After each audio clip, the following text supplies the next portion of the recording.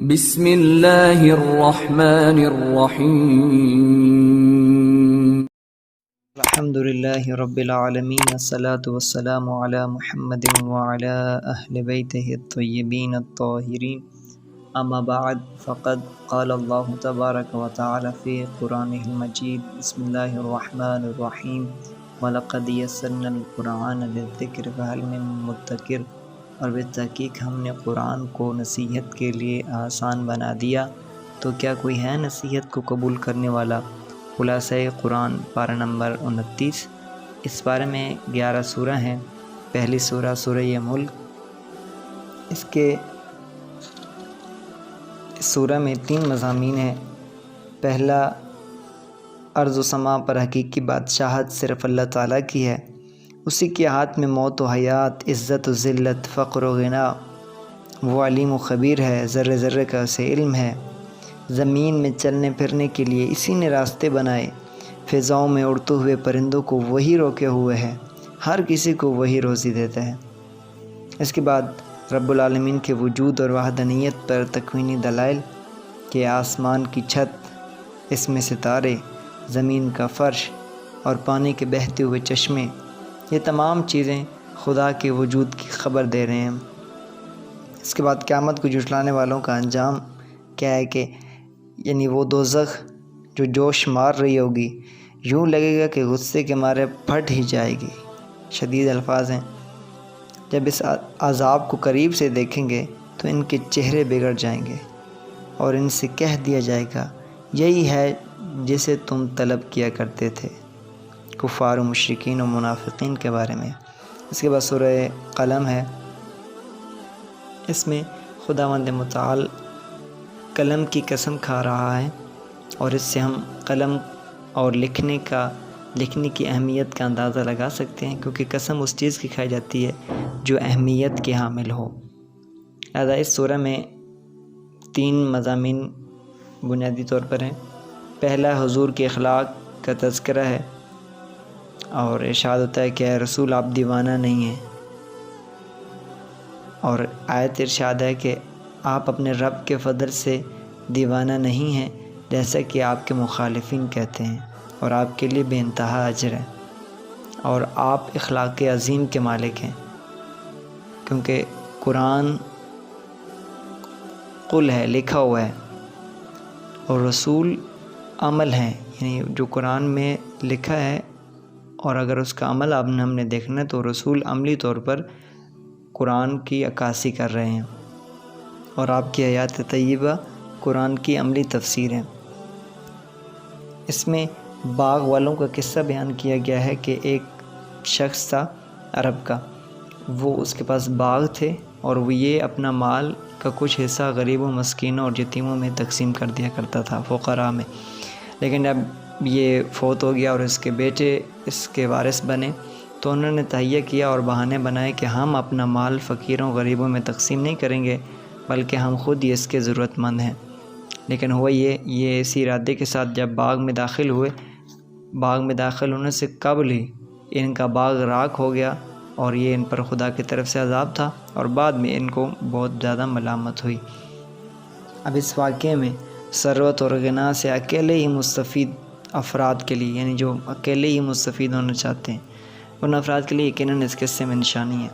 اس کے بعد تیسرا تذکرہ جو ہے وہ قیامت کے بارے میں ہے، جس میں ارشاد ہے جس دن پنڈلی کھول دی جائے گی اور سجدے کے لیے بلائے جائیں گے تو سجدہ نہ کر سکیں گے، چونکہ دنیا میں یہ اہل سجدہ نہیں تھے، انہوں نے اپنی مرضی سے سجدہ نہیں کیا، لہذا اس وقت جب یہ چاہیں گے ہم سجدہ کریں تب یہ سجدہ نہیں کر سکیں گے۔ اس کے بعد سورہ حاقہ ہے۔ حاقہ قیامت کے ناموں میں سے ایک نام ہے، اور اس سورہ میں قیامت کے بارے میں تذکرہ ہے، جس وجہ سے اس کو حاقہ کا نام دیا گیا ہے۔ اس سورہ کے آغاز میں قیامت کی ہولناکیوں اور قوم سمود، قوم عاد، قوم لوط جیسی قوموں کے انجام بد کا بیان ہے۔ آغاز میں قیامت سے پہلے کے واقعات کا تذکرہ ہے کہ سور پھونکا جائے گا، زمین اور پہاڑ ریزہ ریزہ کر دیے جائیں گے، آسمان پھٹ جائے گا، فرشتے نازل ہوں گے اور انسانوں کا احاطہ کیے ہوئے ہوں گے، یعنی انسانوں کو گھیرے ہوئے ہوں گے، اور پھر انسان کو اللہ کے سامنے پیش کیا جائے گا، جن میں 2 طرح کے فریق ہوں گے، نیک بخت اور اشقیاء بدبخت۔ ان میں جو نیک ہوں گے ان کا اعمال نامہ ان کے دائیں ہاتھ میں دیا جائے گا اور وہ خوش ہوں گے اور خوشی کی وجہ سے دوسروں کو بھی دکھائیں گے، اور جو گنہگار ہوں گے ان کا اعمال نامہ بائیں ہاتھ میں دیا جائے گا اور وہ بڑی حسرت سے کہیں گے کہ کاش مجھے میری کتاب دی ہی نہ جاتی اور میں جانتا ہی نہیں کہ حساب کیا ہے، یعنی کاش مجھے موت ہی آ جاتی۔ اور اشقیاء کی کیا علامات ہیں کہ وہ اللہ پر ایمان نہیں رکھتے، مسکین کو کھانا کھلانے کی ترغیب نہیں دیتے۔ اس کے بعد سورہ معراج ہے۔ سورہ کی ابتدا میں بتایا گیا کہ کفار مکہ حضور اکرم کی دعوت کا مذاق اڑاتے ہیں اور آپ سے مطالبہ کرتے ہیں کہ جو عذاب آنے والا ہے وہ جلدی لے آئیں تاکہ آخرت سے پہلے ہم دنیا ہی میں اس سے نمٹ لیں۔ اس کے بعد قیامت کی منظر کشی، وہاں مجرم کا جو حال ہوگا اسے بیان کیا جاتا ہے کہ تیل آسمان تیل کی تلچھٹ کی طرح ہو جائے گا، اللہ، اور پہاڑ رنگین روئی کی طرح ہو جائیں گے، اور کوئی دوست کسی دوست کو اور کوئی رشتہ دار کسی رشتہ دار کو نہیں پوچھے گا، اور ہر کوئی اپنی جان کے بارے میں سوچے گا۔ اور انسان کی طبیعت و فطرت کے بارے میں ارشاد ہے کہ یہ بڑا حریص و لالچی ہے، تکلیف پہنچتے تو چیختا چلاتا ہے، نعمت حاصل ہو تو وہ کرنے لگتا ہے، اور مال ہاتھ آ جائے تو بخل کرنے لگتا ہے۔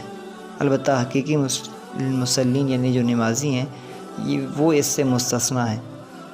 اب نمازیوں کی صفات، مسلین کی صفات کیا ہیں؟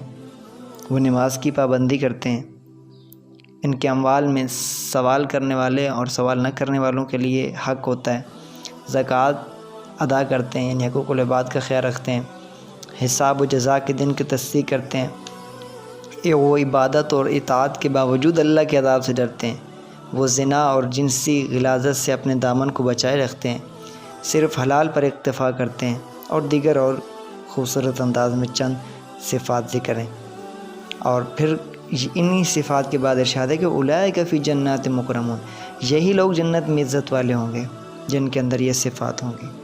اس کے بعد سورہ نوح ہے، اور سورہ نوح میں حضرت نوح علیہ السلام کا تذکرہ و واقعہ بیان کیا گیا ہے کہ آپ نے اپنی قوم کو استغفار کی تلقین کی اور کہا کہ اللہ تم پر بارشیں برسائے گا، تمہیں مال اور اولاد عطا کرے گا، نعمات دے گا، اور لیکن ان افراد نے اپنے بتوں کو نہ چھوڑا اور ان کے بتوں کے نام بھی یہاں پہ ہیں، ود، سوا، یغوث، یعوق اور نصر، ان کو چھوڑنے پر یہ آمادہ نہ ہوئے، اس لیے کفار کو، ان مشرکین کو خداوند متعال نے ہلاک و تباہ و برباد کر دیا۔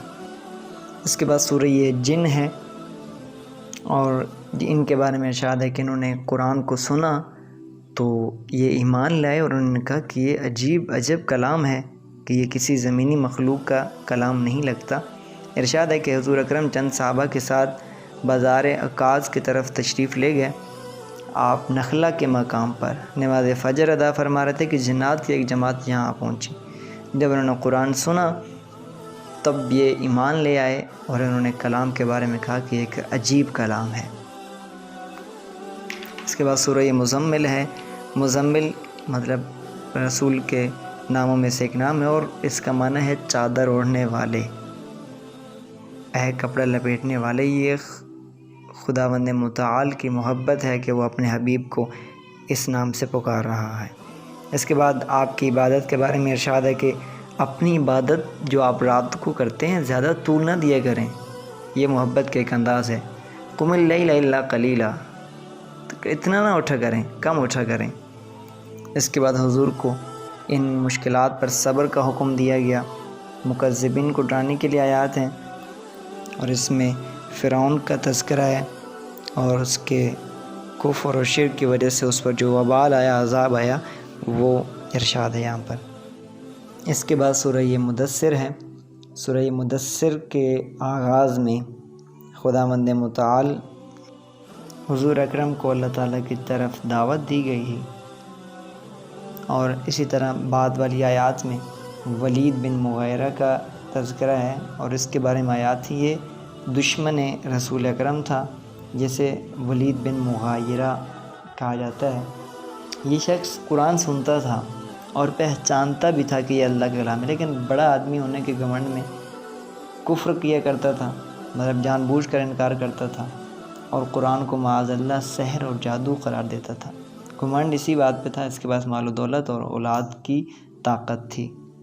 اس کے بعد جہنم کا تذکرہ ہے کہ اور اللہ تعالیٰ چاند کی قسم، رات کی قسم اور صبح کی قسم کھا کر کہہ رہا ہے کہ جہنم بڑی مصیبتوں میں سے ایک بڑی مصیبت ہے۔ اس کے بعد ارشاد ہے کہ ہر شخص سے اس کے اعمال نامے کے بارے میں پوچھا جائے گا، سوائے ان لوگوں کے جن کے اعمال نامہ ان کے دائیں ہاتھ میں دیا جائے گا۔ اور یہاں پر ایک مکالمہ اہل جنت اور اہل جہنم کے درمیان ہے کہ اہل جنت اہل جہنم سے پوچھیں گے تمہیں کس چیز نے جہنم بھیجا، تو وہ چند چیزیں بتائیں گے۔ پہلے یہ کہ ہم نمازی نہیں تھے، دوسرے یہ کہ ہم مسکینوں کو کھانا نہیں کھلاتے تھے، تیسرے یہ کہ ہم فضول بحث کرنے والوں کے ساتھ بیٹھا کرتے تھے، وقت ضائع کیا کرتے تھے، اور چوتھا یہ کہ ہم قیامت کا انکار کرتے تھے۔ یہ 4 نشانیاں۔ اس کے بعد سورہ قیامہ ہے۔ اس کے بعد سورہ قیامہ مطلب قیامت کے نام کی وجہ سے قیامہ رکھا گیا ہے، اور اس میں بعث الموت یعنی موت کے بعد دوبارہ زندہ ہونے کے بارے میں تذکرہ ہے۔ اس سورہ میں آغاز میں ایک نقطہ ہے کہ خدا ارشاد فرما رہا ہے کہ ہم انسان کے پورے یعنی جو انگوٹھے پر انگلیوں کے نشان ہوتے ہیں، اس کو درست کرنے کی قدرت رکھتے ہیں۔ یعنی یہ خدا قدرت کی تخلیق کا شاہکار ہے یہ کہ آج اگر 1400 سال بعد یہ چیز تخلیق ہو رہی ہے، اور معذرت کے ساتھ تخلیق تو نہیں کہہ سکتے، کشف ہو رہی ہے کہ ہر انسان کا پورا الگ الگ ہے، انگلیاں الگ الگ ہیں۔ خدا نے 1400 سال پہلے یہ بتا دیا تھا کہ یعنی جس شکل پر یہ پہلے تھے یہ پورے یہ انگلیوں کے نشان، ایسے ہی ہم بعث الموت دوبارہ ویسے ہی بنا دیں گے۔ اس کے بعد سعادت مند اور شقی ترین یعنی بدبخت، ان کے بارے میں تذکرہ ہے کہ سعادت مندوں کے چہرے روشن ہوں گے اور رب تعالیٰ کی زیارت سے مشرف ہوں گے۔ اور یہاں پر خدا خود کی ہم زیارت نہیں کر سکتے، بل اس کے قدرت و دلائل کی دیکھ کے ہم اس کی زیارت کہیں گے، ورنہ خود خدا کو ہم لن ترانی ہرگز نہیں دیکھ سکتے۔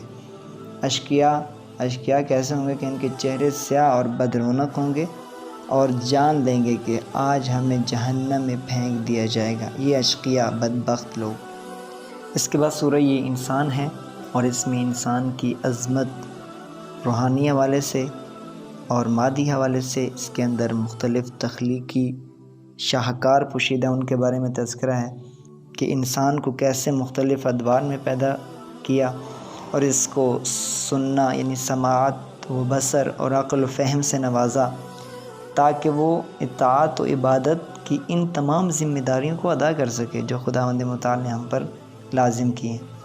اس کے بعد شکر گزاروں کے بارے میں چند آیات ہیں، اور یہ خصوصی اہل بیت کے بارے میں نازل ہوئی ہیں یہ آیات۔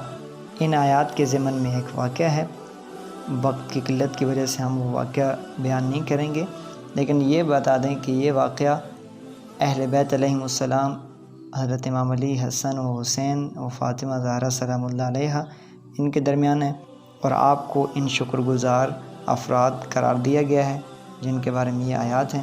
اس کے بعد ایک عظیم نعمت کا تذکرہ ہے۔ وہ نعمت کیا ہے؟ اے محمد، ارشاد ہو رہا ہے صلی اللہ علیہ وآلہ وسلم، بے شک ہم نے آپ پر بتدریج قرآن نازل کیا، بس اپنے رب کے حکم پر قائم رہیں۔ وہ جو عظیم نعمت ہے، بڑی نعمت، وہ خدا کی کتاب قرآن مجید ہے۔ اس کے بعد سورہ مرسلات ہے۔ سورہ مرسلات میں چند آغاز میں قسموں کا ذکر کیا گیا، اور ان قسموں کے بعد ارشاد ہے کہ انما توعدون لواقع، جس چیز کا تم سے وعدہ کیا گیا ہے وہ یقیناً ہونے والی ہے، یعنی عنقریب ہے۔ اس کے بعد قیامت کی نشانیاں ہیں کہ ستارے بے نور کر دیے جائیں گے، آسمان توڑ پھوڑ دیا جائے گا، پہاڑ ٹکڑے ٹکڑے کر دیے جائیں گے، اور رسولوں کو مقرر وقت پر لایا جائے گا۔ اس کے بعد اس سورہ میں 10 مرتبہ ویل یومئذ للمکذبین، ہلاکت ہے اس روز کو جھٹلانے والوں کے لیے۔ یہ آیت ارشاد ہے۔ اس کے بعد بعث الموت، موت کے بعد دوبارہ اٹھانا، اس کے بارے میں تذکرہ ہے۔ مکذبین یعنی جھٹلانا اور متقین کا انجام کیا ہوگا۔ مکذبین بھڑکتی ہوئی آگ کی طرف بھیجے جائیں گے، کھینچے جائیں گے، اور مومنین یہ جنتوں میں ہوں گے، بہشتوں میں ہوں گے اور رحمت کے سائے میں ہوں گے۔ وآخر دعوانا ان الحمد للہ رب العالمین۔